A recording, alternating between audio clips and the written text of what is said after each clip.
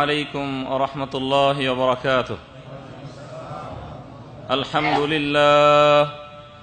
الحمد لله نحمده ونستعينه ونستغفره ونعوذ بالله من شرور أنفسنا ومن سيئات أعمالنا من يهده الله فلا مضل له ومن يضلله فلا هادي له وأشهد أن لا إله إلا الله وأشهد أن محمدا عبده ورسوله.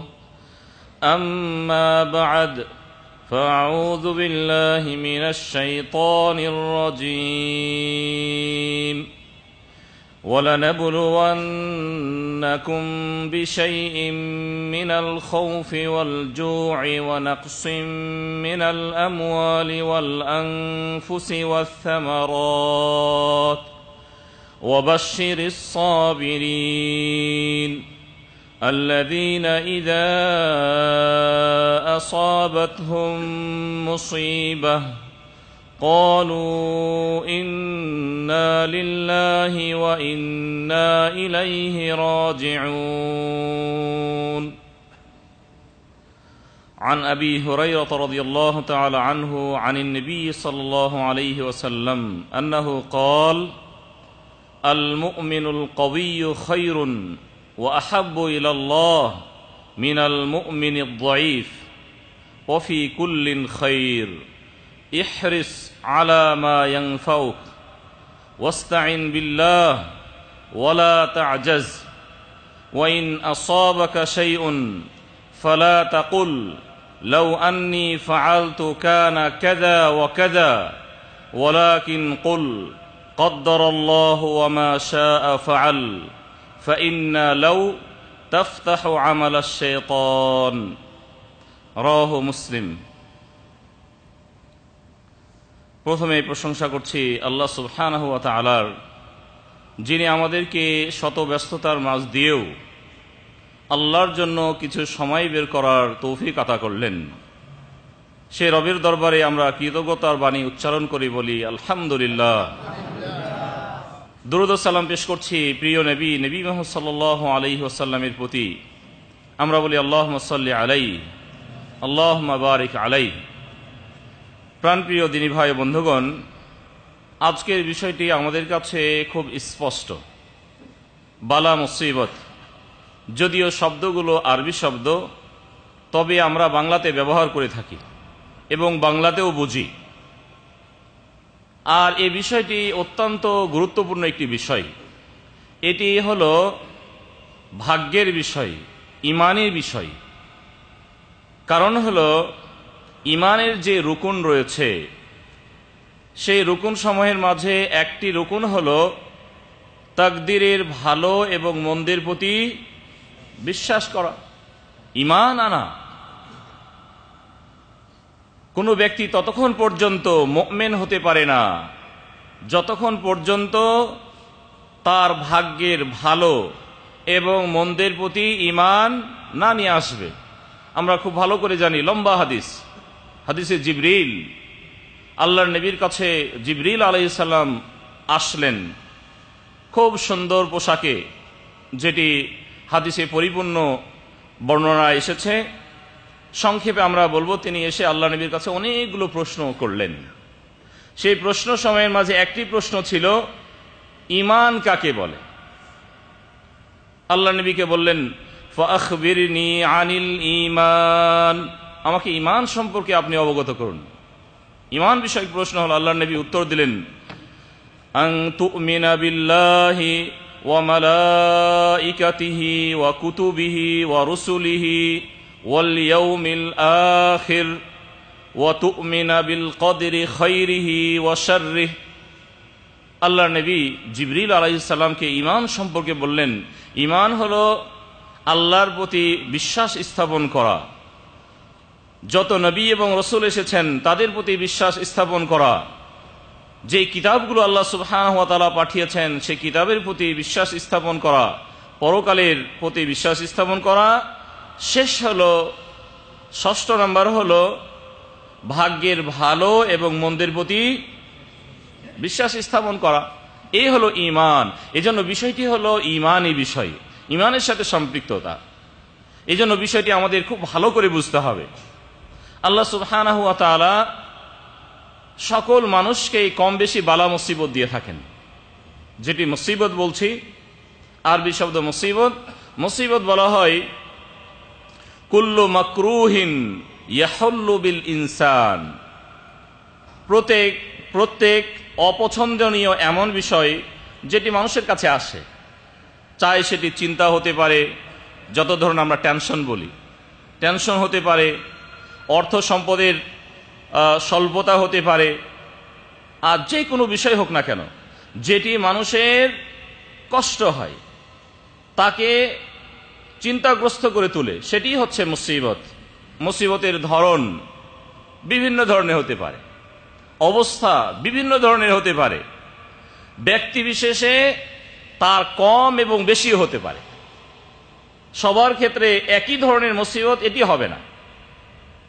এজন্য মুসিবত সম্পর্কে সাদ বিন আবি ওয়াক্কাস রাদিয়াল্লাহু তাআলা আনহু আল্লাহর নবীর কাছে জিজ্ঞেস করলেন। তিনি বললেন, কুলত ইয়া রাসূলুল্লাহ, হে আল্লাহর রাসূল, আইয়ুন নাসি আশাদ্দু বালা, পৃথিবীতে যাদের কাছে অধিক বালা মুসিবত এসেছে তারা কারা, কোন প্রকার মানুষের কাছে? আল্লাহর নবী সুন্দর করে বললেন, আল আম্বিয়া সুম্মাল আমসালু ফাল আমসাল, সবচেয়ে বেশি বালা মুসিবত এসেছে কাদের কাছে? নবীদের কাছে। আল্লাহু আকবার। আমরা কল্পনা করতে পারি নবীদের উপর সবচেয়ে বেশি বালা মুসিবত এসেছে, আমি আপনি তাহলে কে? আমার আপনার কাছে বালা মুসিবত আসাটি স্বাভাবিক। ইমানের পাওয়ার যার বেশি, তার কাছে বালা মুসিবতের পরিমাপ তত বেশি হতে পারে। আল্লাহ নবী বলেন, সুম্মাল আমসালু ফাল আমসাল, নবীদের পরে যাদের স্থান, ইমানি পাওয়ার যার যত বেশি, তার কাছে ওই পরিমাপ বালা মুসিবত এসে থাকে। আল্লাহ নবী আরো ব্যাখ্যা করে বোঝালেন, ফায়ুবতালার রাজুলু আলা হাসাবি দীনিহি, তার দ্বীনের শক্ততা অথবা দ্বীনের গভীরতা অনুযায়ী আল্লাহ সুবহানাহু ওয়া তাআলা মানুষকে পরীক্ষা নিরীক্ষা করেন, বালা মুসিবত দেন। ফাইন কানা দীনুহু সুলবান ইশতাদ্দা বালাউহু, যদি তার দ্বীনের দিক থেকে সে খুব শক্তিশালী হয়, পাওয়ারফুল ইমানের মানুষ হয়, আল্লাহ নবী বললেন তার বালা মুসিবতগুলো কিন্তু তত কঠিন। ওয়াইন কানা ফি দীনিহি রিক্কাতুন, যদি তার দ্বীনি দিক থেকে সে কিছু দুর্বল হয়, মানার দিক থেকে, চলার দিক থেকে, দিন মানার ক্ষেত্রে যদি কিছুটা দুর্বল হয়, আল্লাহ নবী বললেন উবতুলিয়া আলা হাসাবি দীনিহি, তার দিন অনুসারে তাকে আল্লাহ তাআলা বালা মুসিবত দিয়ে থাকেন। ফামা ইয়াবরাহুল বালাউ বিল আবদি হাত্তা ইয়াতরুকাহু ইয়ামশি আলাল আরদি মা আলাইহি খাতিআহ। আল্লাহ নবী এই হাদিসে আরো বিস্তারিত আলোচনা করলেন যে বালা মুসিবত বান্দার কাছে আসতে থাকে, এমন কি তারা পৃথিবীতে চলে, বালা মুসিবতের মাধ্যমে আল্লাহ সুবহানাহু ওয়া তাআলা তার বান্দার গুনাহগুলিকে তিনি মুছে দেন। আল্লাহু আকবার। তাহলে বালা মুসিবত কেন আসে এখানে কিন্তু আমরা বুঝতে পেরেছি, যদিও বিষয়টি আমরা একটু পরে একটু আলোচনা করব ইনশাআল্লাহ। আমরা প্রথমে আয়াত পড়েছিলাম সূরাতুল বাকারার 155 এবং 56 নম্বর আয়াত। আল্লাহ তাআলা এখানে তার বান্দার বালা মুসিবত কেন্দ্রিক আলোচনা করেছেন, তাকে পরীক্ষা নিরীক্ষা করবেন। আল্লাহ সুবহানাহু ওয়া তাআলা ইরশাদ করেন, ওয়ালা নাবলুওয়ান্নাকুম বিশাইইম মিনাল খাউফ ওয়াল জু' ওয়া নাকসিম মিনাল আমওয়াল। আল্লাহ সুবহানাহু ওয়া তাআলা বলেন যে অবশ্যই আমি তোমাদেরকে পরীক্ষা নিরীক্ষা করব। কি দিয়ে? অনেক সময় ক্ষুধার তাড়না দিয়ে, ক্ষুধা দিয়ে, ভয়ভীতি দিয়ে, অর্থের স্বল্পতা দিয়ে, আত্মিকভাবে কারো ব্যক্তিগতভাবে কাউকে পরীক্ষা নিরীক্ষা করেন আল্লাহ সুবহানাহু ওয়া তাআলা। তার শারীরিকভাবে পরীক্ষা হয়, সে তো সুন্দর নয়, একটা পা নাই, দুইটা পা নাই, একটা চোখ নাই, মুখ আছে কথা বলতে পারে না, পরীক্ষা নয়? পরীক্ষা। সবাই তো সুন্দর হতে চায়, এই সুন্দর হওয়ার কেরামতি কার হাতে? আল্লাহু আকবার। অনেক সময় বুঝি না, নিজের সুস্বাস্থ্য দেখে অনেক সময় অহংকারে ফিরে পড়ে, কিন্তু আদৌ উচিত নয়। এই বডি কার? আল্লাহর। এই সুন্দর দেহ কার? আল্লাহর। সবগুলো আল্লাহর হবে। আল্লাহ সুবহানাহু ওয়া তাআলা কাউকে কম বেশি দিয়ে পরীক্ষা করেন। এজন্য আল্লাহ তাআলা বলেছেন, তোমাদেরকে তোমাদের আত্মিকভাবে আমি পরীক্ষা নিরীক্ষা করি। এরপরে আল্লাহ সুবহানাহু ওয়া তাআলা বললেন, ওয়াবাশশিরিস সাবিরিন, যারা ধৈর্য ধারণ করে তাদেরকে সুসংবাদ দিয়ে দাও, তাদের জন্য সুসংবাদ। এরপরে দোয়া শিক্ষা দিলেন, কোরআনী দোয়া। যাদের কাছে বালা মুসিবত আসবে, আল্লাহ তাআলা বললেন, আল্লাযীনা ইযা আসাবাতহুম মুসিবাহ ক্বালু ইন্না লিল্লাহি ওয়া ইন্না ইলাইহি রাজিউন। যাদের কাছে বালা মুসিবত আসবে তারা যেন পড়ে, ইন্না লিল্লাহি ওয়া ইন্না ইলাইহি রাজিউন, আমরা তো আল্লাহর কাছ থেকে এসেছি, আবারও আল্লাহর কাছে আমাদেরকে চলে যেতে হয়। সব ধরনের মুসিবত, টেনশন সব কমে যাবে। কেউ যদি আল্লাহমুখী হয়, যে আমরা তো আল্লাহর কাছে ছিলাম, আবারও তো আল্লাহর কাছে চলে যেতে হবে, অটোমেটিক তার বালা মুসিবত একটু কমে যাবে। আজকে আমাদের টেনশন বাড়ে কেন? টেনশন বাড়ানোর কাজ করি বিধায় একটু ছোট ছোট ধরনের টেনশন এসেছে, আমি সেই মাত্রা বাড়িয়ে ফেলেছি, খাওয়া ছেড়ে দিয়েছি, ঘুম ছেড়ে দিয়েছি, যত ধরনের সবগুলো যেগুলো পজিটিভ সবগুলো করা শুরু করেছে। তার বালা মুসিবত কমবে না বাড়বে? বাড়বে। এই কাজগুলো আমরা করে থাকি। আল্লাহর প্রতি যদি দৃঢ় ইমানদার, বালা মুসিবতের মাঝে যে করণীয় তার ছিল, সেই ধরনের করণীয় যদি আমরা করতে পারি, তাহলে বালা মুসিবত মানে আমাদের কাছে অনেক হালকা হয়ে যাবে, অনেক হালকা হয়ে যাবে। এই জন্য বালা মুসিবত বিষয়টি কিন্তু অত্যন্ত গুরুত্বপূর্ণ বিষয়। মুমিনের জীবন খুব সুন্দর একটি জীবন, পাওয়ারফুল জীবন, যে জীবনকে কেউ নড়চড় করাতে পারে না। যত ধরনের কঠিন মুসিবত তার কাছে আসুক না কেন। সবচেয়ে কঠিন মুসিবত এসেছিল কাদের উপরে? একটু আলোচনা আমাদের একটু আগেই হয়েছে। আল্লাহর নবীর কাছে তাহলে বালা মুসিবত আসেনি নাকি? এসেছিল। কি বালা মুসিবত এসেছিল? সব ধরনের বালা মুসিবত এসেছিল। কথার বালা মুসিবত, তাকে কষ্ট দেওয়ার বালা মুসিবত, তাকে মারার মুসিবত, সবগুলো বালা মুসিবত, কঠিন এগুলো তার জীবনে। অনুরূপভাবে হেলমেট মাথায় ঢুকে যাওয়ার মুসিবত এসেছিল তো এগুলো নবীর জীবনে। আমরা তো একটা কথাই শুনতে পারি না। কেউ যদি কোনো কটু কথা বলে দিনের ক্ষেত্রে, আমাদের গায়ে কিন্তু লেগে যায়, ঠিক না বেঠিক? আর কাউকে দাওয়াতে দেব না। আরে আমাকে বলে পাগল, আমি দিন বুঝি না। হ্যাঁ, অনেক সময় গালিও দিয়ে বলে, না ঠিক নয়, গালি দিয়ে বসে যে আমি পাগল নাকি, একবারে 14 গোষ্ঠী ঠেকায় দেয়। নাউযুবিল্লাহি মিন যালিক। এটি মুমিনের আদৌ হওয়া উচিত নয়। ধৈর্য ধারণ করতে হবে। দিনের পথে কাজ করলে কিছু না কিছু কষ্ট অবশ্যই আসবে। আল্লাহ নবী হাদিসে আলোচনা করেছেন, যে হাদিসটি আমরা প্রথমে পড়েছি, আবু হুরায়রা রাদিয়াল্লাহু তাআলা আনহু তিনি বলছেন, আল মুমিনুল কবিয়্যু খায়রুন ওয়া আহাব্বু ইলাল্লাহি মিনাল মুমিনিদ দাঈফ। দুর্বল ইমানদারের চেয়ে পাওয়ারফুল ইমানদার আল্লাহর কাছে অনেক উত্তম এবং অনেক পছন্দনীয়। তাহলে ইমানদার যারা দুর্বল রয়েছে, দুর্বল ইমানদার, পাওয়ারফুল ইমানদার, এই জন্য আমরা আজকের অনুষ্ঠানে এসেছি কেন? আমাদের ইমানের পাওয়ারকে বাড়াতে। মুমিনের ইমানের পাওয়ার বাড়ে, ঠিক না বেঠিক? কিসে বাড়ে?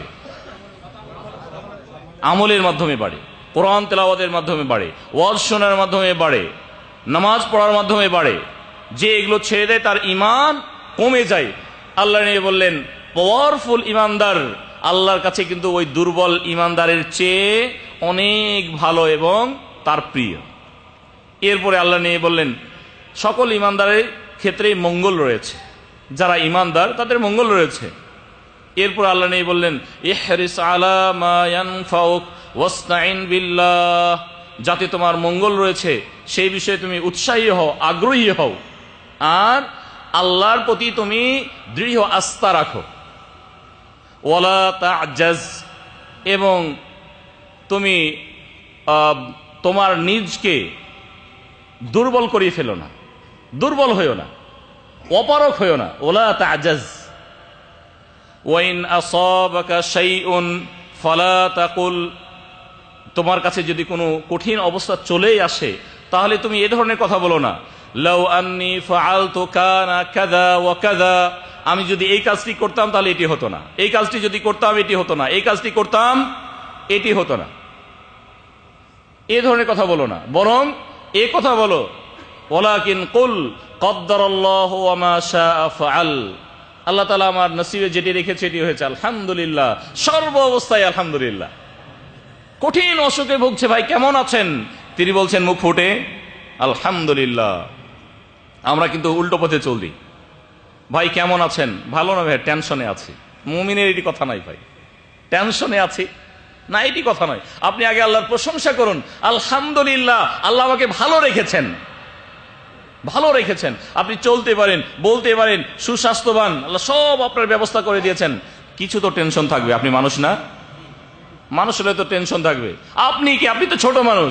যারা বড় বড় মানুষ, যারা আল্লাহর প্রিয় বান্দা, নবী, রাসূল, তাদের ক্ষেত্রে বালা মুসিবত এসেছে, আপনার কাছে আসবে না? ঈমান আছে বলেই তো বালা মুসিবত এসেছে, এজন্য আপনাকে দৃঢ়বাদী হতে হবে। আল্লাহ নবী বললেন যে এর কারণে এটা হয়েছে, এর কারণে এটা হচ্ছে, এগুলো বলো না। এই লাউ যদি শব্দটা, এটি শয়তানের কথা, শয়তানের পথকে উন্মুক্ত করে। আমি তো জানি না যে এই কাজ করলে এটি হতো, আমি কি জানতাম? পা হঠাৎ করে ভেঙে গেল, পা হঠাৎ করে ভেঙে গেল, আমি কি জানতাম যে আজকে যদি বের না হতাম তাহলে পা ভাঙতো না? অনেক সময় কি ধরনের কথা বলা হয়, মানুষ বলে যে আজকে যদি বের না হতাম তাহলে এই ক্ষতি হতো না, মানিব্যাগটা হারাতো না, টাকা হারাতাম না, তার সাথে গন্ডগোল হতো না। আপনি তো জানতেনই না, নাকি জানতাম? তাহলে আল্লাহ নবী কিন্তু নিষেধাজ্ঞা দিয়েছেন। কোন শব্দ? যদি বলা। যদি এই কাজটি করলে এই কাজ হতো, এই কাজ করলে এই কাজ হতো। আর যদি সম্পর্কে আমরা জানিও না, যে হাদিসটি আমরা প্রথমে বলছিলাম যে নবী রাসূলের ক্ষেত্রে সবচেয়ে বালা মুসিবত বেশি আসে, এরপরে দিন অনুসারে তার বালা মুসিবত আসে। এই হাদিসটি আমাদের স্মরণ করিয়ে দেয় যে যার ইমানের পাওয়ার যত বেশি, তার কাছে বালা মুসিবত তত বেশি, যথেষ্ট হতে পারে। আমাদের জানা উচিত যে বালা মুসিবত যেগুলো আসে, এই বালা মুসিবত দেখে কি আমি নির্ধারণ করতে পারবো যে এই কারণ এটি হয়েছে? যেমনটি আমাদের সমাজে অনেক সময় বলে থাকেন, সমাজে বাবা মা তার সন্তানকে বলে দেন যে তোমার আজকে পা ভেঙেছে না, এই কারণে ভেঙেছে, তোমাকে না কালকে বলেছিলাম যে এই কাজটি করো, তুমি করোনি তো, এই জন্য তোমার পা ভেঙেছে। অনেক সময় অনেক ভাই ভাইকে দোষারোপ করে বলেন, তোমাকে বলেছিলাম তোমার সাথে আমি যাব না, তুমি আমাকে নিয়ে গেছো, আজকে আমার এই টাকাগুলো হারিয়ে গেছে। এ ধরনের দোষ দেওয়া হয়। যেটি বালা মুসিবত আপনার কাছে এসেছে, সে বালা মুসিবত কেন্দ্রিক দোষ দেওয়া হয়। এটি আদৌ সঠিক নয়, আদৌ, কারণ আমি কারণ জানি না যে এই কারণে এটি আমার ঘটতে পারে। আল্লাহ ভালো জানেন কারণ, আল্লাহ ভালো জানেন। এজন্য বালা মুসিবত আসার সাথে সাথে আমাদের ইমানের পাওয়ার বৃদ্ধি হবে, ইমানের পাওয়ার বৃদ্ধি হবে। কারণ বিভিন্ন ধরনের বালা মুসিবত এসে থাকে। বালা মুসিবত যেগুলো পৃথিবীতে আসে, এগুলো তিন ধরনের হতে পারে। কয় ধরনের? তিন ধরনের। প্রথম বালা মুসিবত হলো, বালা মুসিবত সবার উপরে আসবে, কখনো অন্যায়ের ফলে, কোনো অন্যায় ছাড়াও।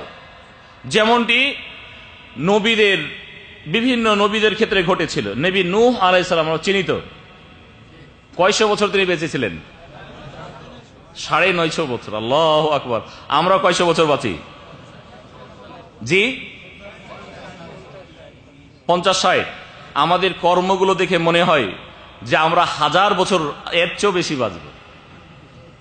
জি, দুনিয়াবি কর্মগুলো, টেনশনগুলো আমরা যদি দেখি, দিন নাই তার কাছে, দিন একদিকে। দুনিয়াকে আগে প্রাধান্য দিতে হবে, দুনিয়ার কাজ করতেই হবে। সম্মানিত ভাই, আমাদের জীবনটা খুব ছোট জীবন। নবীদের ক্ষেত্রে নবী নূহ আলাইহিস সালাম 950 বছর তিনি ছিলেন। আল্লাহ সুবহানাহু ওয়া তাআলা তার ঘটনা বর্ণনা করেছেন। এটি প্রথম অবস্থা যে বালা মুসিবত আসবে সবার উপর, যারা দুনিয়াতে যা কিছু আছে সব কিছুর উপর। যে নবী নূহ আলাইহিস সালাম ছিলেন, নৌকা বানাতে আল্লাহ তাআলা বললেন, নৌকা বানালেন। নৌকাতে কিছু মুমিনদেরকে নিয়ে তিনি উঠে গেলেন। যত ধরনের জন্তু ছিল সবগুলোকে ডবল ডবল নিয়ে তিনি নৌকাতে উঠে গেলেন। বন্যা চলে আসলো, বন্যা চলে আসলো, সব ডুবে গেল। যত গাছ গাছালি যত কিছু আছে সব ডুবে গেল, নষ্ট হয়ে গেল। এটি হলো প্রথম প্রকার বালা, যেটি সবার উপরে আসবে। ভালো খারাপ যা কিছু আছে, পশু পাখি, সে পশু পাখিগুলো তো অন্যায় করেনি, এরপরও তো এসেছে। এই ধরনের এই প্রথম প্রকার বালা সবার উপরে আসবে। আল্লাহ সুবহানাহু ওয়া তাআলা বলছেন সূরাতুল আনকাবুতের 14 নম্বর আয়াত, ওয়ালাকাদ আরসালনা নূহান ইলা কওমিহি ফালাবিসা ফীহিম আলফা সানাতিন ইল্লা 50 আমা। আল্লাহ সুবহানাহু ওয়া তাআলা নবী নূহ আলাইহিস সালামকে তার জাতির কাছে তিনি পাঠালেন, তিনি 950 বছর থাকলেন। আর এর মাঝে আল্লাহ সুবহানাহু ওয়া তাআলা বললেন ফাআখাযাহুমুত তুফান, তাদেরকে প্রবল বেগে ঝড় পেয়ে বসলো এবং তাদেরকে পানির স্রোত, সে স্রোত তাদেরকে পেয়ে বসলো। ওয়াহুম যালিমুন, এর কারণও আছে। আল্লাহ তাআলা বলে দিলেন যে তারা অত্যাচারী, এই জন্য এই অত্যাচারের ফলে তাদের সবার কাছে বালা মুসিবত এসেছিল। শুধু ভালো মানুষগুলো আল্লাহ বাঁচিয়ে নিলেন, অল্প সংখ্যক যারা ছিলেন, আর বাকি সব ক্ষতিগ্রস্ত হলো। এটি প্রথম প্রকার বালা মুসিবত। আমরা নূহ আলাইহিস সালাম সম্পর্কে ঘটনা জানি, তার ঘটনা তো অনেক লম্বা ঘটনা। তার ছেলে সম্পর্কে, তার ছেলেও বাঁচেনি, আমরা সেদিকে যাচ্ছি না যেহেতু বিষয়টি লম্বা। তাহলে প্রথম প্রকার। দ্বিতীয় প্রকার বালা মুসিবত হলো শুধুমাত্র ভালো মানুষকে বাঁচিয়ে আল্লাহ তাআলা খারাপ মানুষের উপর বালা মুসিবত দেন, এই ধরনের দ্বিতীয় অবস্থা। প্রথম অবস্থা সবার উপরে আসে, দ্বিতীয় অবস্থা কি? শুধুমাত্র ভালো মানুষ যারা, তাদেরকে আল্লাহ তাআলা বাঁচিয়ে নেন, যারা খারাপ তাদের উপর বালা মুসিবত আসে। যেমনটি শুআয়ব আলাইহিস সালামের কওমে এসেছিল। আল্লাহ সুবহানাহু ওয়া তাআলা বলছেন ওয়ালাম্মা জাআ আমরুনা নাজ্জাইনা শুআইবান ওয়াল্লাযীনা আমানু মাআহু বিরহমাতিন মিন্না। যখন আমার অর্ডার আসলো, নবী শুআইব আলাইহিস সালামকে আল্লাহ সুবহানাহু ওয়া তাআলা নাজাত দিলেন, বাঁচিয়ে নিলেন। আর তার সাথে যারা উত্তম ব্যক্তি, তাদেরকে তার অনুগ্রহে তিনি বাঁচিয়ে ফেললেন।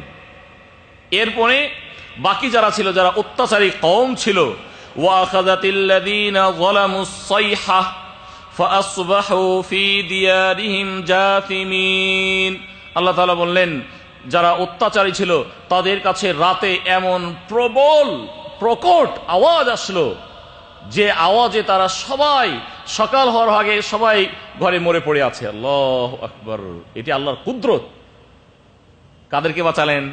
ভালো মানুষদেরকে বাঁচালেন, নবীকে বাঁচিয়ে নিলেন, তার সঙ্গীদেরকে বাঁচিয়ে নেন। তারা খবরই জানেন না, তাদের কানে আওয়াজ আসেনি, প্রকট আওয়াজ এসেছে কিন্তু মুমিনদের কানেই পৌঁছেনি, অথবা তাদের কোনো ক্ষতিও হয়নি। যদি এসেও থাকে তাদের কোনো ক্ষতি হয়নি, তবে অন্যদের তারা মরে গেল। কেন? আল্লাহ তাআলা তারা অন্যায় করেছিল বিধায়, অন্যায় করেছিল।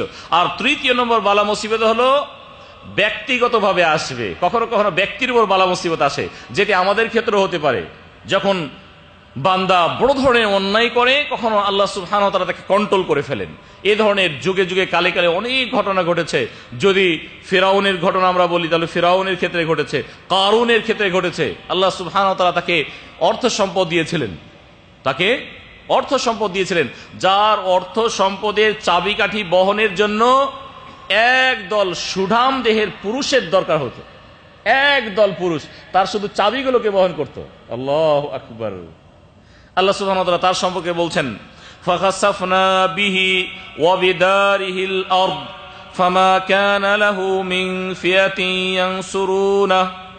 আল্লাহ সুবহানাহু ওয়া তাআলা বললেন তাকে এবং তার ঘরবাড়ি সবকে আল্লাহ তাআলা মাটির নিচে ডুবিয়ে দিলেন। মাটির নিচে তিনি পৃথিবীকে অর্ডার করলেন, সব নিচে চলে যেতে থাকলো। আল্লাহু আকবার।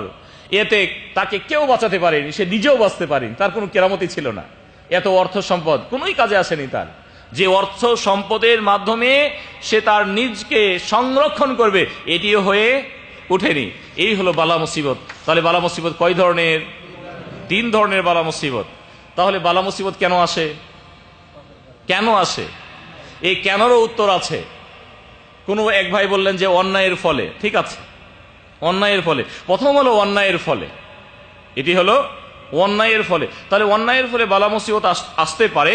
আল্লাহ সুবহানাহু ওয়া তাআলা কোরআন মাজিদের বিভিন্ন জায়গাতে তিনি এই বিষয়ে সতর্ক করেছেন যে বালা মুসিবত আসে নিজের অন্যায়ের ফলে। আপনি অন্যায় করেছেন, এই অন্যায়ের ফলস্বরূপ আল্লাহ সুবহানাহু ওয়া তাআলা বালা মুসিবত দিয়েছেন।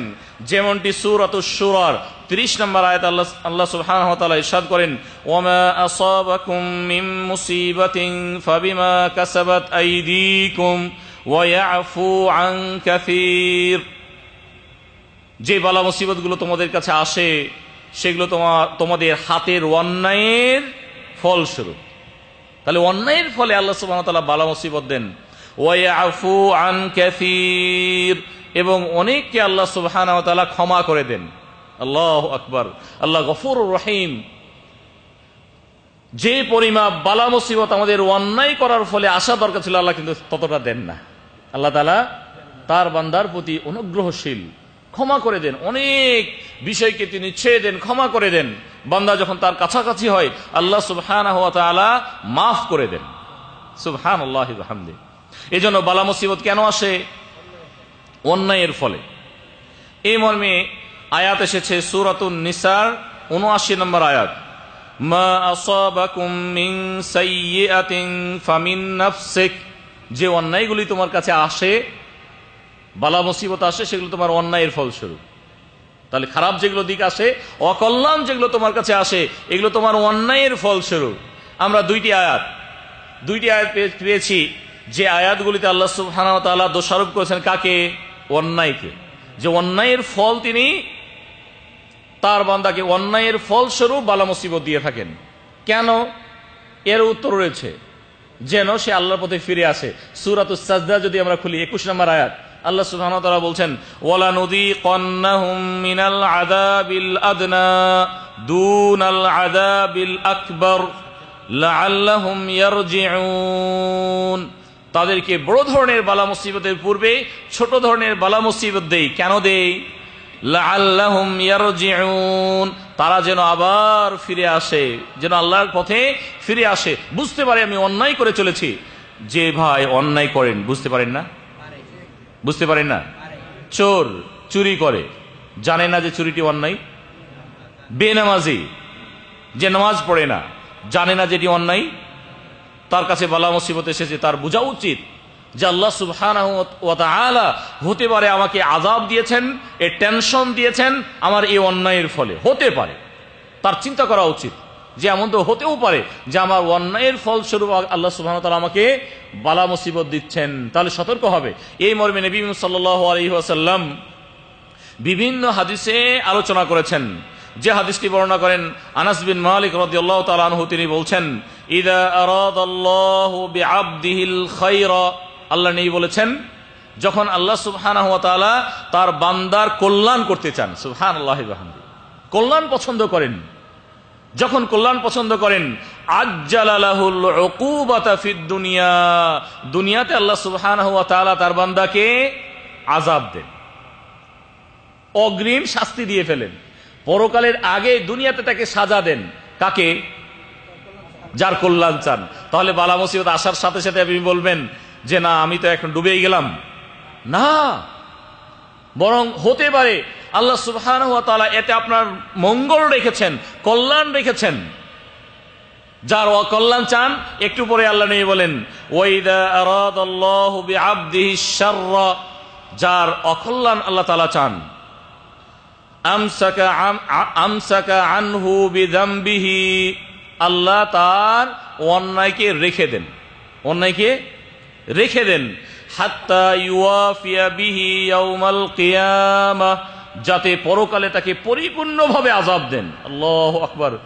পরকালের আযাব কঠিন নাকি দুনিয়ার আযাব কঠিন?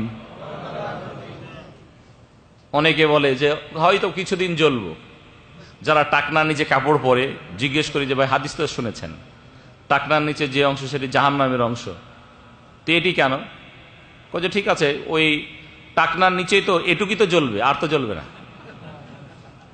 কে তাকে বলেছে যে শুধু টাকনার নিচেই জ্বলবে, উপরে জ্বলবে না? প্রথম অংশ আপনাকে কে বলেছে যে টাকনার নিচেই শুধু জ্বলবে, উপরে জ্বলবে না? আর টাকনার নিচেই যদি জ্বলে, এটুকু কি আপনার কাছে পছন্দনীয়? আল্লাহু আকবার। ৭০ ভাগের ৬৯ ভাগ আল্লাহর কাছে রেখে দিয়েছে, ১ ভাগ শুধু পৃথিবীতে ওই আগুনের যে প্রখরতা, ১ ভাগ শুধু এসেছে। সহ্য করতে পারবো? 100 কোটি টাকা দিব, মোমবাতি জ্বালিয়ে আঙ্গুলটা শুধু ধরে থাকবেন। 100 কোটি টাকা 1 মিনিট ধরে থাকবেন। কেউ পারবে? 100 কোটি টাকা তাকে দেওয়া হবে তো? বুঝি টাকার দরকার নাই, জান বাঁচায় আগে। সম্মানিত ভাই, এই জন্য আল্লাহ সুবহানাহু ওয়া তাআলা বালা মুসিবত দিয়েছেন, আপনাকে বুঝতে হবে আল্লাহ তাআলা আপনাকে পছন্দ করেছেন, ভালোবাসেন আপনাকে। হতে পারে এই বালা মুসিবতের মাধ্যমে আপনাকে কিছু অফার দিলেন, সুযোগ দিলেন, যেন আপনি ফিরে আসেন। লাআল্লাহুম ইয়ারজিউন, তারা যেন ফিরে আসে। যে হাদিসটি তিরমিজিতে এসেছে। বালা মুসিবত কেন আসে? অন্যায়ের কারণে। আর এতে আল্লাহ সুবহানাহু ওয়া তাআলা তার বান্দাকে অফার দেন, সুযোগ দেন, যেন সে ফিরে আসে, দিনের পথে ফিরে আসে। দ্বিতীয় প্রকার বালা মুসিবত হলো তার মর্যাদাকে আল্লাহ তাআলা বাড়িয়ে দেন, গুনাহ মাফ করে দেন। সুবহানাল্লাহি ওয়া বিহামদিহি। উভয় বালা মুসিবতে আমাদের জন্য কল্যাণ। যদি দুনিয়াতে বালা মুসিবত আল্লাহ সুবহানাহু ওয়া তাআলা দেন, এর মাধ্যমে যদি আমরা ফিরে যেতে পারি, সেটিও আমার জন্য কল্যাণ। আর যদি সম্মান মর্যাদা আল্লাহ সুবহানাহু ওয়া তাআলা বৃদ্ধি করেন বালা মুসিবত দিয়ে, সেটিও আমার জন্য কল্যাণ। যেটি নবীদের ক্ষেত্রে হয়েছিল, যত ধরনের মুত্তাকি পরেজগার তাদের ক্ষেত্রে হয়। অনেক সময় ভালো মানুষ, তার কাছে অনেক ধরনের টেনশন, তার স্ত্রীর অসুখ, নিজের অসুখ, অনুরূপভাবে সন্তান লেখাপড়া করতে পারছে না, ঘরে খাওয়ার নাই, আছে না এই ধরনের মানুষ? অনেক ধরনের টেনশন। এখন সে কি বলবেন? ভালো মানুষ তো, 5 ওয়াক্ত নামাজ পড়েন, পর্দা তার মাঝে ঠিক আছে, শরীয়ত পরিপূর্ণভাবে মানার চেষ্টা করেন, এরপরও বালা মুসিবত আসতে পারে তো? অবশ্যই পারে। আমরা একটু আগেই বলেছি যে ভালো মানুষের ক্ষেত্রে বালা মুসিবত কঠিন হয়। এজন্য আল্লাহ নবী বলেছেন, যে হাদিসটি আনাস বিন মালিক রাদিয়াল্লাহু তাআলা বর্ণনা করেন, ইন্না ইযামাল জাযাই মা ইযামিল বালা। আল্লাহ নবী বলেছেন যে বালা মুসিবতের মাধ্যমে, কঠিন বালা মুসিবতের মাধ্যমে আল্লাহ সুবহানাহু ওয়া তাআলা তার বান্দাকে মহান পুরস্কার দিতে চান, বড় পুরস্কার দিতে চান। সুবহানাল্লাহ। তাহলে বালা মুসিবত কঠিন হলে তার পুরস্কার কিন্তু বড় রয়েছে, মূল্যবান পুরস্কার রয়েছে। এই জন্য নবীদের ক্ষেত্রে এই ধরনের বালা মুসিবত এসেছিল। নবী সাল্লাল্লাহু আলাইহি সাল্লাম বলেন, ওয়া ইন্নাল্লাহা ইযা আহাব্বা কওমান ইবতালাহুম। আল্লাহ সুবহানাহু ওয়া তাআলা কোন জাতিকে যখন ভালোবাসেন, তখন তাদের কাছে বিভিন্ন ধরনের বালা মুসিবত দেন। আমরা বাংলাদেশে বালা মুসিবত এসেছে না আসেনি? এক প্রকার বালা মুসিবত। আজকে যত ধরনের টেনশন, একজন ভালো মানুষ টেনশন মুক্তভাবে দাঁড়িয়ে রাখতে পারেন না, ঠিক না বেঠিক? অনেক সময় নামাজও পড়তে পারেন না, কিছু ভাই আছেন, দিনের কাজ করতে পারেন না, এটিও বালা মুসিবত। বালা মুসিবত হতে পারে আমাদের অন্যায়ের ফলস্বরূপ। আল্লাহ সুবহানাহু ওয়া তাআলা তাদের কল্যাণ চান, যেন তারা ফিরে আসে, আল্লাহর পথে ফিরে আসে। আয়াত পড়েছিলাম, আল্লাহ নিয়ে বলেছেন, ফামান রাদিয়া ফালাহুর রিদা। যারা আল্লাহর বালা মুসিবত পেয়ে সন্তুষ্ট, আল্লাহ সুবহানাহু ওয়া তাআলা তাদের প্রতি সন্তুষ্ট। সুবহানাল্লাহ। আপনি বালা মুসিবত পেয়ে সন্তুষ্ট, আল্লাহ সুবহানাহু ওয়া তাআলা তার সন্তুষ্টি আপনার জন্য রয়েছে। অনুরূপভাবে আল্লাহ নিয়ে বলেছেন উল্টো দিকে, কিন্তু উল্টো, ওয়ামান সাখিতা ফালাহুস সাখাত। যারা অসন্তুষ্টি ভাব দেখায়, বালা মুসিবতের ফলে নামাজ ত্যাগ করে দেয়, যে বালা মুসিবত এসে যে আর নামাজে যাব না, আল্লাহর সাথে আর যোগাযোগ হচ্ছে না, কোরআন তেলাওয়াত করতে কোরআন তেলাওয়াত হচ্ছে না, এগুলো কিন্তু ইমানদারের কাজ নয় ভাই। দুর্বল ইমানদারের এগুলো কিন্তু পদক্ষেপ, যে বালা মুসিবতের ফলে দিন থেকে সে সরে যাবে, দিনের কর্ম থেকে সে সরে পড়বে, উত্তম কাজকে সে বর্জন করে দিবে। এটি আদৌ হওয়া উচিত নয়। বালা মুসিবত আসার সাথে সাথে আরো আল্লাহর প্রতি সন্তুষ্ট হয়ে ভালো কাজগুলো আরো বেশি বেশি করা উচিত। এর মাধ্যমে আল্লাহ সুবহানাহু ওয়া তাআলা তার বান্দাকে তিনি পুরস্কৃত করেন, তাকে ভালোবাসেন। এই হাদিসটিও তিরমিজিতে এসেছে। অতএব আমরা স্পষ্ট হতে পেরেছি যে বালা মুসিবত আসে দুই পদ্ধতিতে। এক তো তার অন্যায়ের ফলস্বরূপ, আর দ্বিতীয় আল্লাহ সুবহানাহু ওয়া তাআলা তার বান্দার প্রতি সন্তুষ্ট, তার মর্যাদা তিনি বৃদ্ধি করেন, মর্যাদা বৃদ্ধি করেন। এই মর্মে হাদিস বর্ণনা করেছেন আয়েশা রাদিয়াল্লাহু তাআলা আনহা। তিনি বলেন, নবী সাল্লাল্লাহু আলাইহি ওয়াসাল্লাম ইরশাদ করেন, মা ইউসিবুল মুমিনা মিন শাওকাতিন ফামা ফাওকাহা। যে কোনো মুমিনের কাছে কাঁটা এবং তার চেয়ে বড় কাঁটা, আমরা চিনি তো কাঁটা, কাঁটা লেগে যাওয়া, এটি কিন্তু একটি মুসিবত। ছোট ধরনের কাঁটা, এর চেয়ে বড় যে মুসিবতগুলো তাদের কাছে আসে, কষ্ট আসে, এর মাধ্যমে আল্লাহ সুবহানাহু ওয়া তাআলা রাফাআহুল্লাহু বিহা দারাজাহ, আল্লাহ তার মর্যাদা বৃদ্ধি করে দেন। সুবহানাল্লাহ। কাটা যদি লাগে তাহলে আমরা কতটুকু কষ্ট পেয়েছি, একটু এই শব্দ আমরা করি, একটু কষ্ট পেয়েছি। এর মাধ্যমে আল্লাহ সুবহানাহু ওয়া তাআলা তার বান্দার মর্যাদাকে উন্নীত করে দেন, বৃদ্ধি করে দেন।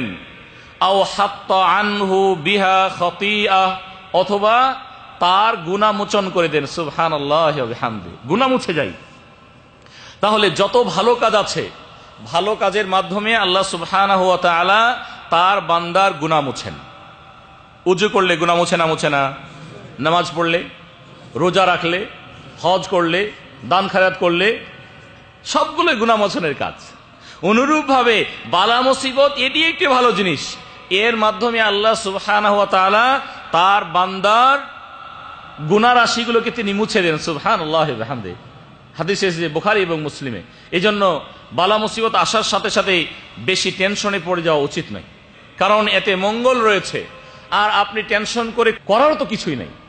যদি আল্লাহ তাআলা আপনাকে কোনো বালা মুসিবত দিতে চান, পৃথিবীর কেউ সেটিকে রোধ করতে পারবে? পারবে কেউ? অর্থ, সম্পদ, সন্তান সন্ততি, পৃথিবীর মানুষ কেউ পারবে না। কারণ আল্লাহ সুবহানাহু ওয়া তাআলা আমাদের ভাগ্যে সব কিছু লিপিবদ্ধ করে রেখেছেন। যেটি হওয়ার সেটি হবে। আপনার কারণে হতে পারে, আল্লাহ সুবহানাহু ওয়া তাআলা যেটি আপনার জন্য লিখে রেখেছেন সেটি ঘটবেই ঘটবে। এই মর্মে যথেষ্ট আয়াত রয়েছে। সূরা হাদীদের 22 নম্বর আয়াত যদি পড়ি আমরা স্পষ্ট হতে পারবো। আল্লাহ সুবহানাহু ওয়া তাআলা বলেন, মা আসাবা মিন মুসিবাতিন ফিল আরদি ওয়ালা ফি আনফুসিকুম ইল্লা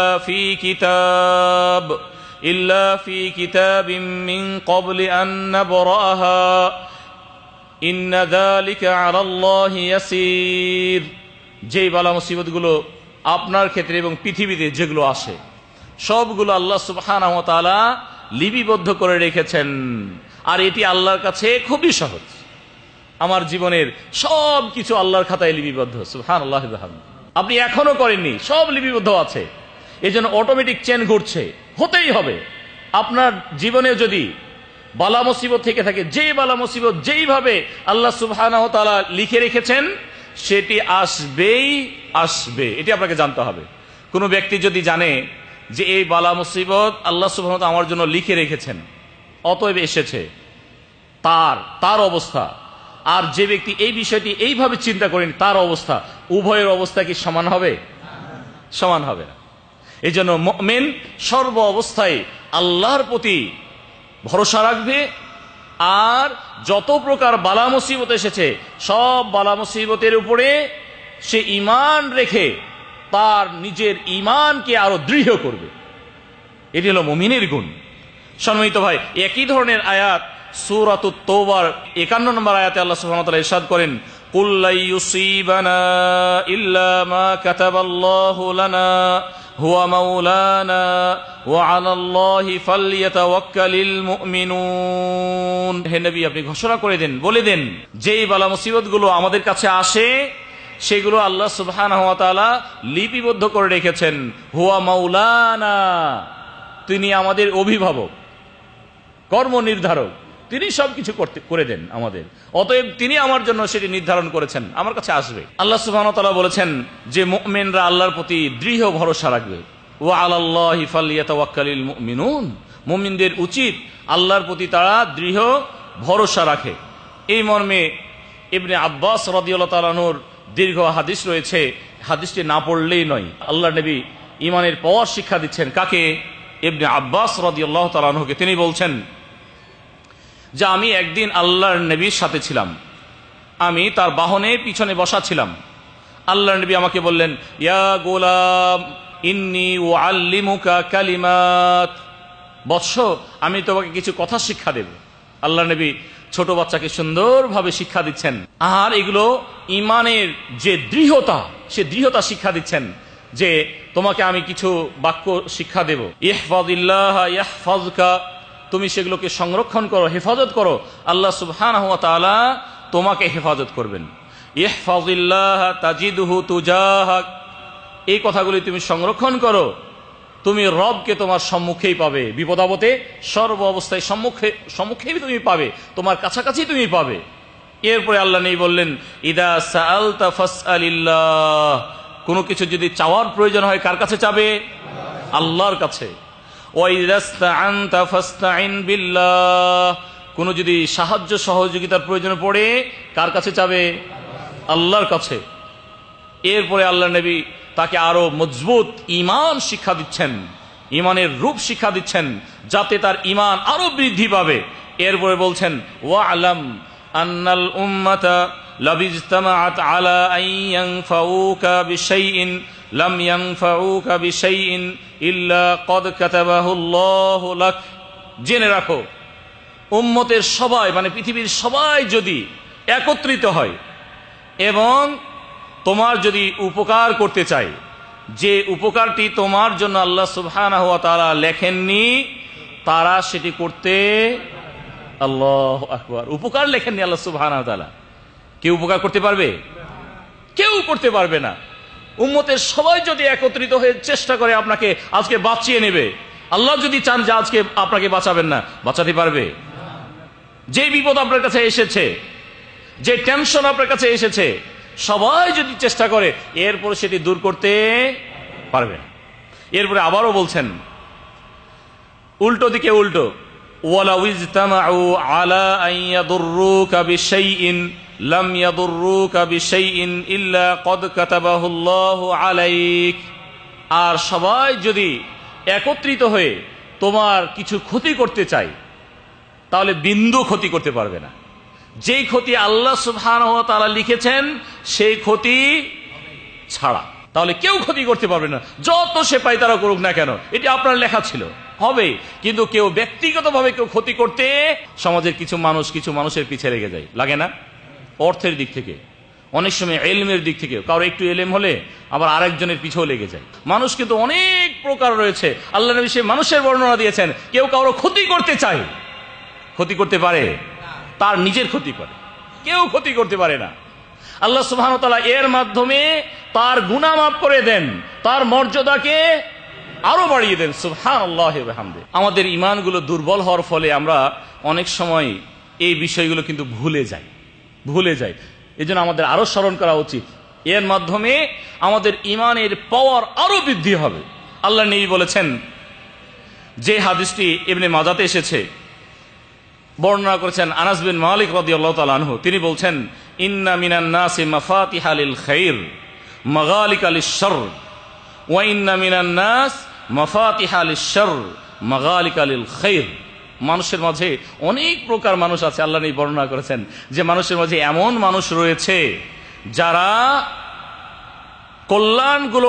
কল্যাণের পথকে সংকুচিত করতে চায়, অকল্যাণের পথগুলিকে বৃদ্ধি করতে চায়। এ ধরনের মানুষ রয়েছে, কল্যাণকে বন্ধ করতে চায়। মানুষের মাঝে মানুষ রয়েছে কল্যাণ বন্ধ করে, আরেকজনের ভালো দেখলে সেখানেই সে লেগে পড়ে, কল্যাণ বন্ধ করতে চায়। আর যত অকল্যাণ রয়েছে, ফিতনা ফাসাদ, এগুলো সৃষ্টি করতে চায়। মানুষের মাঝে এক প্রকার মানুষ। উল্টো দিকে আবার উল্টোও রয়েছে, এমনও মানুষ রয়েছে যারা কল্যাণ শুধু চায়, অকল্যাণের পথগুলোকে বন্ধ করতে চায়। এরপরে আল্লাহ নবী বলেছেন, ফাতুবা লিমান জাআলাল্লাহু মাফাতিহাল খাইরি আলা ইয়াদাইহি, তার জন্য সুসংবাদ যারা কল্যাণের পথগুলোকে আরো প্রশস্ত করে দেয়, খুলে দেয়, তাদের জন্য সুসংবাদ। আল্লাহু আকবার, তাদের জন্য সুসংবাদ।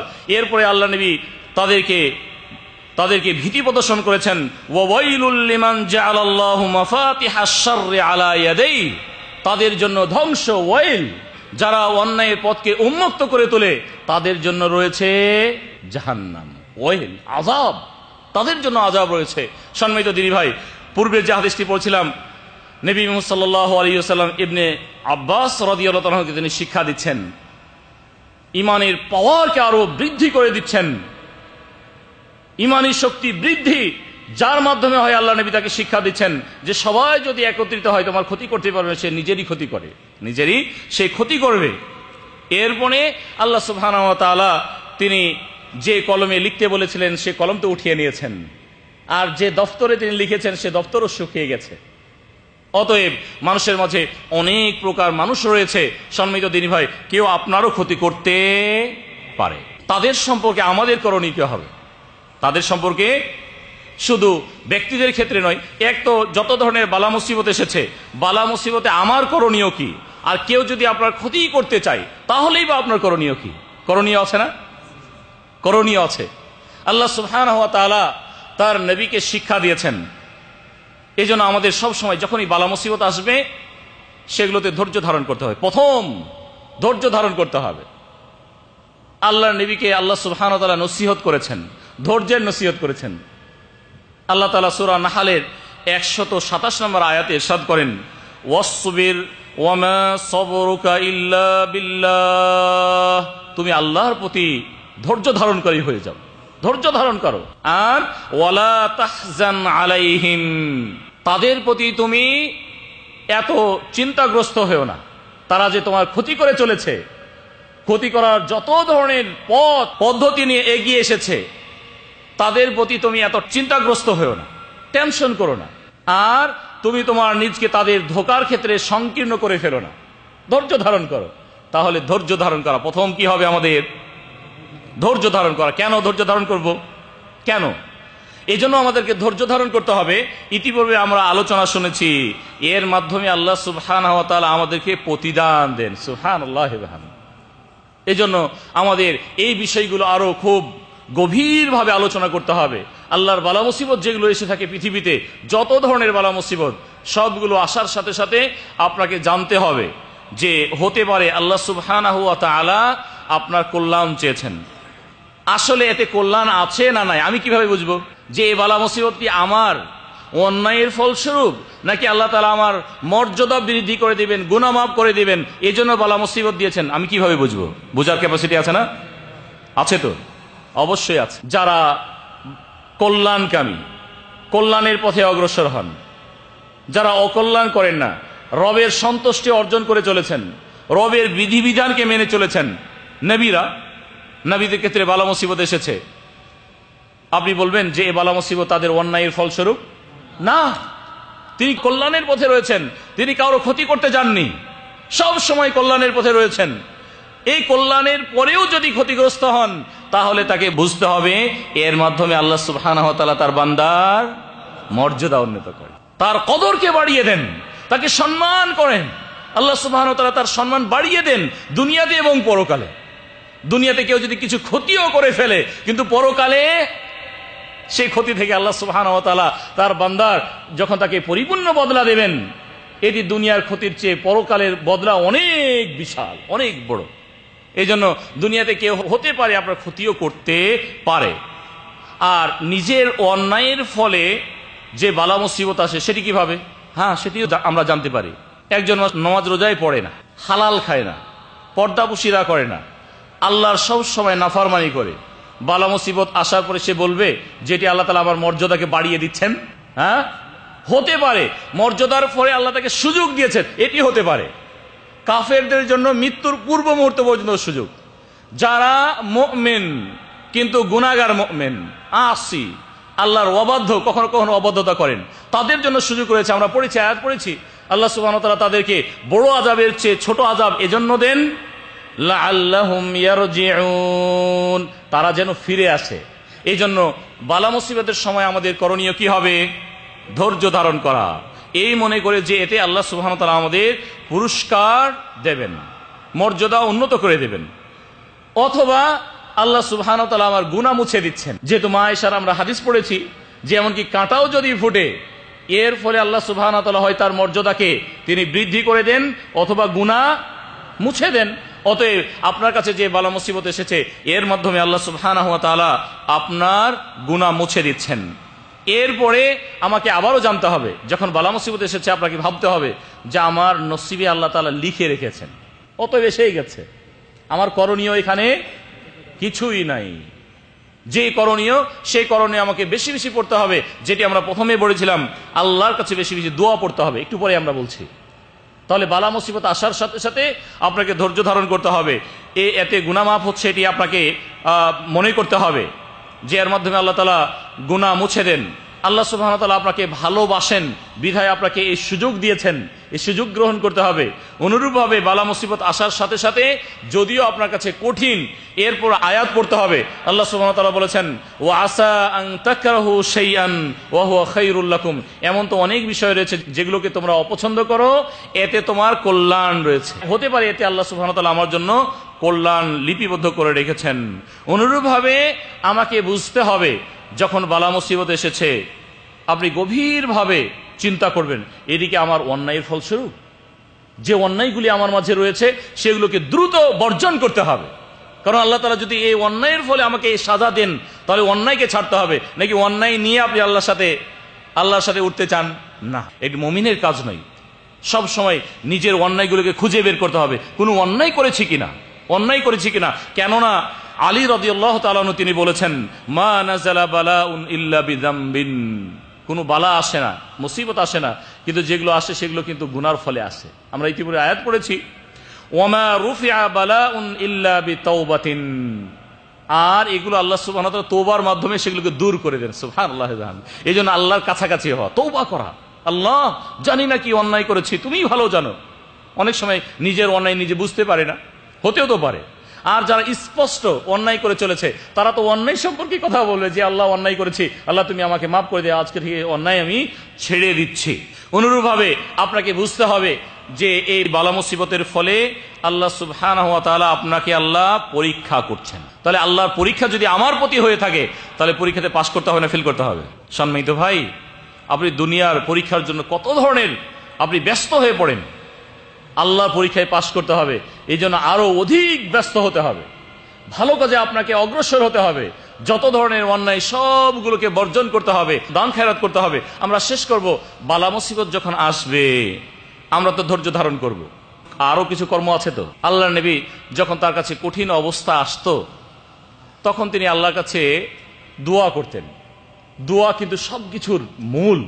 আল্লাহর কাছে অধিক হারে দোয়া করা এটি মুমিনের গুণ। সব সময় দোয়া করবে আল্লাহর কাছে, প্রয়োজনে অপ্রয়োজনে দোয়া করতে হবে। নিজের ত্রুটির জন্য, নিজে যেন সুন্দর থাকতে পারে, পরকালে যেন জান্নাত লাভ করতে পারে, এই জন্য সে আল্লাহর কাছে দোয়া করবে। প্রয়োজন নাই এরপর আল্লাহর কাছে দোয়া করা এটি ইবাদত, এই জন্য আল্লাহর কাছে অধিক হারে দোয়া করবে। আল্লাহ নবীর কাছে যখন বালা মুসিবত আসতো তখন তিনি দোয়া বলতেন। তিনি বলতেন আল্লাহুম্মা ইন্নী আউযু বিকা মিনাল হাম্মি ওয়াল হাযান ওয়া আউযু বিকা মিনাল আজজি ওয়াল কাসাল ওয়া আউযু বিকা মিনাল জুবনি ওয়াল বুখল ওয়া আউযু বিকা মিন গলাবাতিদ দাইনি ওয়া কহরির রিজাল। অর্থবোধক দোয়া। আল্লাহ তুমি টেনশন থেকে আমাকে হেফাজত করো, রক্ষা করো। আল্লাহর কাছাকাছি হতেন, বেশি বেশি দোয়া বলতেন। আল্লাহ নবী এই দোয়াটা বেশি বেশি পড়তে বলতেন। যারা এই দোয়া পড়বে আল্লাহ সুবহানাহু ওয়া তাআলা তার বালা মুসিবতকে দূর করে দিবেন। অনুরূপভাবে আল্লাহ নবীর আরো সুন্নতি দোয়া রয়েছে। ইবনে আব্বাস রাদিয়াল্লাহু তাআলা আনহু বলেন যে আল্লাহর নবীর কাছে যখন বালা মুসিবত আসতো, কঠিন অবস্থা আসতো, তিনি দোয়া বলতেন লা ইলাহা ইল্লাল্লাহুল আযীমুল হালিম, লা ইলাহা ইল্লাল্লাহু রাব্বুল আরশিল আযীম, লা ইলাহা ইল্লাল্লাহু রাব্বুস সামাওয়াতি ওয়া রাব্বুল আরদি ওয়া রাব্বুল আরশিল কারীম। বুখারী মুসলিমের হাদিস। এই দোয়াটি বেশি বেশি পড়তে হবে, কেননা আল্লাহর নবীর এটি সুন্নতি দোয়া। এই দোয়াগুলি তিনি বেশি পড়তেন। অনুরূপভাবে আরেকটি হাদিস আব্দুল্লাহ ইবনে মাসউদ রাদিয়াল্লাহু তাআলা থেকে এসেছে, আল্লাহর নবী যে দোয়া আমাদেরকে শিক্ষা দিয়েছেন, যখন কারোর কাছে এই ধরনের কোনো টেনশন আছে, বালা মুসিবত আছে, তখন সে যেন দোয়া করে আল্লাহুম্মা ইন্নী আবদুকা ওয়া ইবনু আবদিকা ওয়া ইবনু আমাতিকা নাসিয়াতি বিয়াদিক মাদিন ফিয়া হুকমুক আদলুন ফিয়া কদাউক আসআলুকা বিকুল্লি ইসমিন হুয়া লাক সাম্মাইতা বিহি নাফসাক আও আল্লামতাহু আহাদাম মিন খালকিক আও আনজালতাহু ফি কিতাবিক আও ইস্তা'সারতা বিহি ফি ইলমিল গায়বি ইনদাক আন তাজআলাল কুরআনা রাবি'a কলবি ওয়া নূরা সাদরি ওয়া জালা'a হুজনি। যে ব্যক্তি এই দোয়া পড়বে আল্লাহ সুবহানাহু ওয়া তাআলা তার যত ধরনের টেনশন, যত ধরনের চিন্তা, দুশ্চিন্তা সবগুলোকে দূর করে দেবে। সুবহানাল্লাহ। অত্যন্ত অর্থবোধক দোয়া। এই দোয়াগুলি আমাদেরকে মুখস্থ করতে হবে এবং বেশি বেশি পড়তে হবে। দেখেও পড়তে পারেন 2 রিয়ালের হিসনুল মুসলিম সবার কাছে থাকা উচিত। এই দোয়াগুলো সেখানে রয়েছে। আল্লাহর কাছে বেশি বেশি দোয়া পড়া উচিত। আর সংক্ষেপে যে কোরআনী দোয়া, যেটি আমরা ইতিপূর্বে বলেছি, ইন্না লিল্লাহি ওয়া ইন্না ইলাইহি রাজিউন, আমরা আল্লাহর কাছ থেকে এসেছি, আবার আল্লাহর কাছে আমরা ফিরে যাব। আল্লাহ সুবহানাহু ওয়া তাআলা আমাদের সকলকে পৃথিবীতে যত প্রকার বালা মুসিবত আমাদের কাছে আসবে সবগুলোর উপর ধৈর্য ধারণ করার তৌফিক দান করুন, যেমনটি ধৈর্য ধারণ করেছিলেন নবী এবং রাসূলগণ। মুত্তাকি এবং পরহেজগার যারা ভালো মানুষ ছিলেন, তারা যেভাবে সে ধৈর্য ধারণ করেছিলেন এবং আল্লাহর কাছে সওয়াব কামনা করেছিলেন, আল্লাহ সুবহানাহু ওয়া তাআলা আমাদের সকলকে ধৈর্য ধারণ করার তৌফিক দান করুন। ওয়া আখির দাওয়ানা আলহামদুলিল্লাহি রাব্বিল আলামিন।